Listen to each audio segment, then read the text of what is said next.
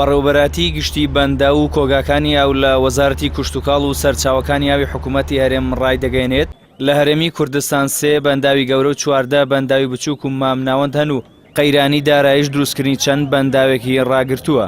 ئەکرەم ئەحمەد بەڕێوەبەری گشتی بەندە و کۆگاکانی ئاو لە وەزارەتی کوشتوکاڵ و سەرچاوەکانی ئاوی حکوومەتی هەرێم لە چاوپێکەوتنێکی ڕۆژنامەوانیدا ڕایگەیاند لێکۆڵینەوەیەکی استراتیژیان کردووە و 240 شوێنیان بۆ دروستکردنی بەندە و دیاری کردووە کە ئەگەر ئەو بەنداوانە دروست بکرێن 8 ملیار دۆلاریان پێویستە.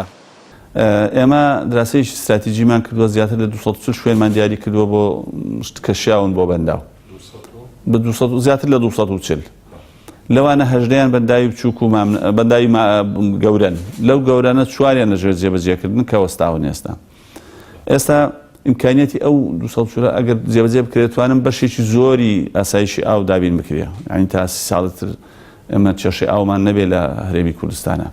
ئەوە پێویستی بە مەبلەغێکی 7 تا 8 ملیار دۆلاریە یاخود بە شێوەی خەرجی رێشخایەن یا بە شێوەی بیئۆتی یا بە شێوە لە شێوەکانی وەبەرهێنی ناوەچی و دەرەچی بێن کاری لەسەر بکەن. بە وتەیە و بەرپرسەی وەزارەتی کوشتوکاڵ لە ئەم ساڵدا بە بەراورد بە چەند ساڵی ڕابردوو ئاستی ئەو لە بەنداوەکانی هەرێم زۆر زیادی کردووە و ئەو بارانەی ئەم ساڵ هاتووە لە 30 ساڵی ڕابردوو ڕووی نەداوە.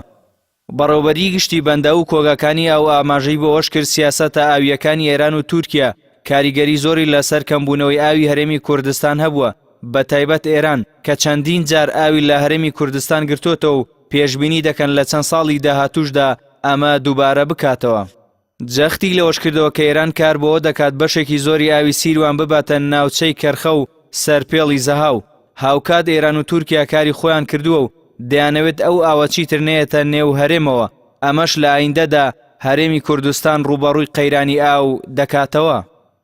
زابی بچووکی بە تەواوی گرتەوە شاری قەڵازێبێ ئاو بوو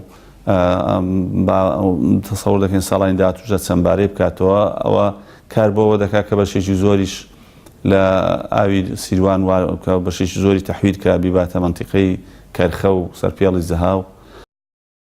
ناوبراو ڕاشی گەیاند بەنداوی دەربەندی خان تەواو سەلامەت نییە و کێشەی هەیە ئەم ساڵ و ساڵی ئایندەش ناتوانرێت وەکو پێویست ئاوی تەواو لە بەنداوەکە هەڵبگیرێت. لەبارەی پرۆژەی بەنداو لە هەرێمی کوردستان ناوبراو ڕایگەیاند ئەو بەنداوانەی پێویستە دروست بکرێن 8 ملیار دۆلاریان دەوێت یان دەبێت قەرزی بۆ بکەین یان وەبەرهێنانی ناوخۆ دەرەوە بێن و کاری لەسەر بکەن. هاوکات 18 بەنداوی دیکەش بەهۆی قەیرانی داراییەوە کارکردن تیاندا وەستاوە.